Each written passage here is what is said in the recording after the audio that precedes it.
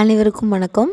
இந்த வீடியோ பதிவில் நம்ம பார்க்க இருப்பது எஜுகேஷ்னல் சைக்காலஜியில் இப்போது 4th யூனிட்டில் இருக்கக்கூடிய கொஸ்டின்ஸு, அதுக்கப்புறம் இருக்கக்கூடிய நியூ வேர்ட்ஸ் நம்ம பார்க்கலாம். ஆல்ரெடி யூனிட் 1, 2, 3க்கு தனித்தனி வீடியோ அப்லோட் பண்ணியிருக்கேன். ஸோ அதை பாருங்கள். நெக்ஸ்ட் இது பார்த்தீங்க அப்படின்னா உங்களுக்கு ஒரு கண்டினியூட்டி இருக்கும். அதாவது இந்த யூனிட்டில் நுண்ணறிவும் ஆக்கத்திறனும், இன்டெலிஜென்ஸ் அண்ட் க்ரியேட்டிவிட்டி அப்படிங்கிறத பற்றி நம்ம பார்க்குறோம். அதாவது நுண்ணறிவு அப்படின்னு சொன்னால் அதோட பொருள் உங்களுக்கு தெரிஞ்சிருக்கணும். நெக்ஸ்ட்டு வரையறை பார்த்திங்கன்னா வெஸ்ட்லர் அப்படிங்கிறவரது, ஆல்ஃப்ரட் ஃபினே, ஸ்டொடால்ட் அப்படிங்கிறவங்க எல்லாருமே இதற்கான வரையறையை ரொம்ப துல்லியமாக கொடுத்துருக்காங்க. வெஸ்ட்லர் அப்படிங்கிறவர் நோக்கத்தோடு செயல்படல், பகுத்தறிவோடு சிந்தித்தல், திறமையாக சூழ்நிலையை சமாளித்தல் போன்றவை சேர்ந்த ஒரு கூட்டு செயலாற்றல் தான் நுண்ணறிவு அப்படின்னு சொல்லியிருக்காங்க. ஸோ அந்த நுண்ணறிவு அப்படின்னு நம்ம எதை சொல்கிறோம் அப்படின்னு சொன்னோம்னா, ஒருத்தங்க ரொம்ப எளிமையாக விரைவாக ஒரு செயலை லேர்ன் பண்ணுவாங்க, அதை இம்ப்ளிமெண்ட் பண்ணுவாங்க. இல்லை கடினமான சிக்கலான செயல்களை கூட பார்த்திங்கன்னா ரொம்ப சீக்கிரமாக அதை பர்ஃபெக்டாக செஞ்சு முடிப்பாங்க. அதே மாதிரி எந்த சூழ்நிலையும் திறமையாக அவங்களால சமாளிக்க முடியும்.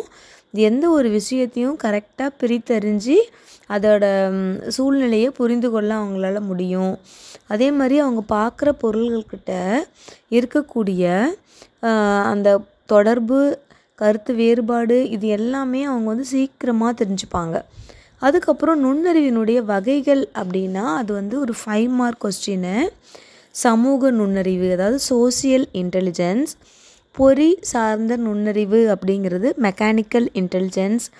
கருத்தியல் நுண்ணறிவு, அப்ஸ்ட்ராக்ட் இன்டெலிஜென்ஸ் அப்படிங்கிறது நுண்ணறிவினுடைய வகைகள். 5 மார்க் கொஸ்டின். நெக்ஸ்ட்டு நுண்ணறிவு அமைப்பு பற்றிய உளவியல் கோட்பாடுகள் அப்படின்னு சொன்னோம்னா ஒற்றை காரணி கோட்பாடு. இதோட இன்னொரு பேர் பார்த்திங்கன்னா முடியரசு கொள்கை அப்படின்னு சொல்லலாம். நெக்ஸ்ட்டு ஸ்பியர்மன் அப்படிங்கிறவர் இரட்டை காரணி கோட்பாடு, 2 ஃபேக்டர் தியரி. 1904 இந்த ஸ்பியர்மன் அப்படிங்கிறவர் 2 ஃபேக்டர் தியரி, இரட்டை காரணி கோட்பாட்டை அவர் வெளியிட்டிருக்காரு. ஸோ அது 5 மார்க் கொஸ்டின்.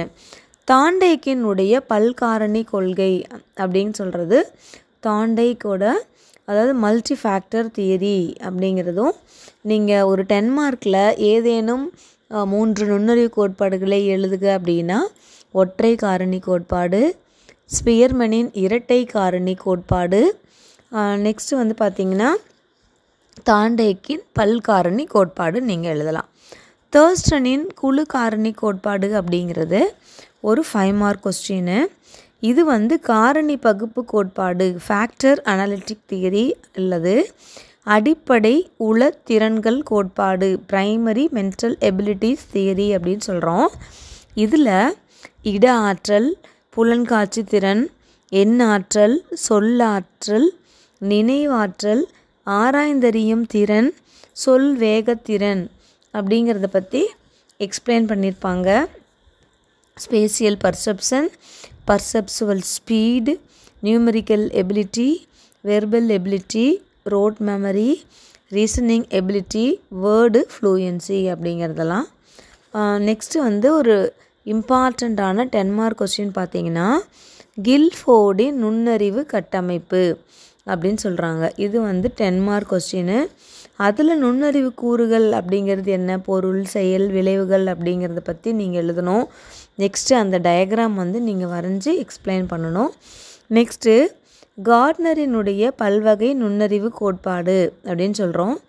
இது ஹார்வர்டு பல்கலைக்கழக கல்வியியல் துறையில் பேராசிரியரான ஹெவார்டு கார்ட்னர் அப்படிங்கிறவர் 1983 மனத்திட்பங்கள் பன்முக நுண்ணறிவு கோட்பாடு அப்படிங்கிறதுல 8 வகையான நுண்ணறிவு சொல்லியிருக்காங்க. அதாவது மொழியியல் நுண்ணறிவு, தர்க்க ரீதியான கணித நுண்ணறிவு, இடரீதியான நுண்ணறிவு, உடல் இயக்கம் தொடர்பான நுண்ணறிவு, நெக்ஸ்ட் பார்த்திங்கன்னா இசை தொடர்பான நுண்ணறிவு, சமூக உறவுகள் தொடர்பான நுண்ணறிவு, தான் செயல்படுதலில் சாமர்த்தியமாக இயங்குவதற்கான நுண்ணறிவு, இயற்கையை புரிந்து கொள்ளும் நுண்ணறிவு அப்படின்னு 8 வகையாக இந்த நுண்ணறிவை பற்றி அவங்க சொல்லியிருக்காங்க. நெக்ஸ்ட்டு வந்து நுண்ணறிவு சோதனையினுடைய அந்த வகைகள் அப்படின்னு சொல்லியிருப்பாங்க. அதில் இருக்கக்கூடிய அதாவது இண்டிவிஜுவல் டெஸ்ட், தனிநபர் சோதனை என்ன, குழு சோதனை என்ன, நெக்ஸ்ட்டு பார்த்திங்கன்னா நுண்ணறிவை அளவிடக்கூடிய அதாவது சொற்சோதனைகளும் செயற் சோதனைகளும் அப்படிங்கிறது வெர்பல் அண்டு நான் வெர்பல் டெஸ்ட்டு. நெக்ஸ்ட்டு பார்த்திங்கன்னா பண்பாட்டு தொடர்பற்ற நுண்ணறிவு சோதனைகள் அப்படிங்கிறது வந்து கல்ச்சர் ஃப்ரீ டெஸ்ட்டு. அதில் நெக்ஸ்ட் டாபிக் வந்து ஆக்கத்திறன். இந்த ஆக்கத்திறனுடைய பண்புகள் என்ன, அந்த ஆக்க சிந்தனை அப்படிங்கிறதனுடைய படிநிலைகள்.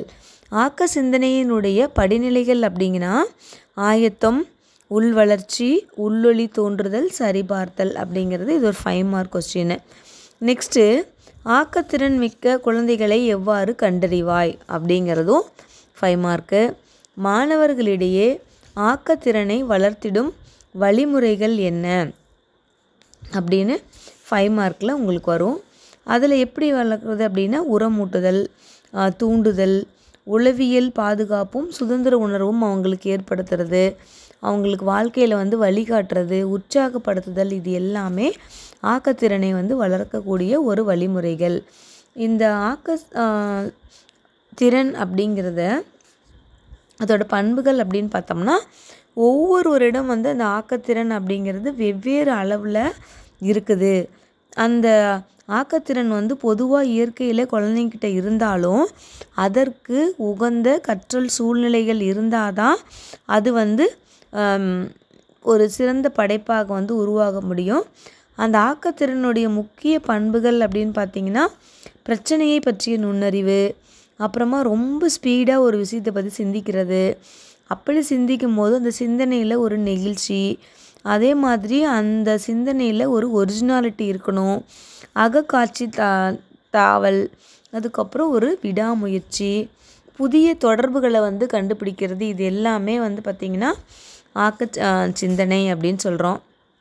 அந்த ஆக்கத்திறன் அப்படின்னா என்ன, அந்த வந்து ஒவ்வொருவரிடமும் ஒரு தனித்தன்மை இருக்குது.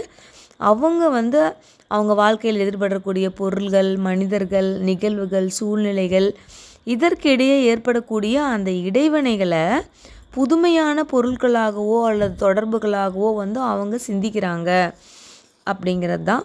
ஸோ இந்த யூனிட்டில் பார்த்திங்கன்னா உங்களுக்கு மெயினாக நுண்ணறிவு அப்படின்னா என்னென்னு தெரிஞ்சிருக்கணும், இன்டெலிஜென்ஸ், நெக்ஸ்ட் வந்து க்ரியேட்டிவிட்டி.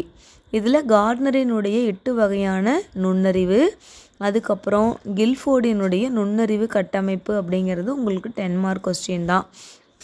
நெக்ஸ்ட்டு வந்து அந்த ஸ்பியர்மேனோட இரட்டை காரணி கோட்பாடு, அப்புறம் டைப்ஸ் ஆஃப் இன்டெலிஜென்ஸ், அது ஒரு 5 மார்க் கொஸ்டின். தென் தர்ஸ்டனினுடைய அந்த குரூப் ஃபேக்டர் தியரி.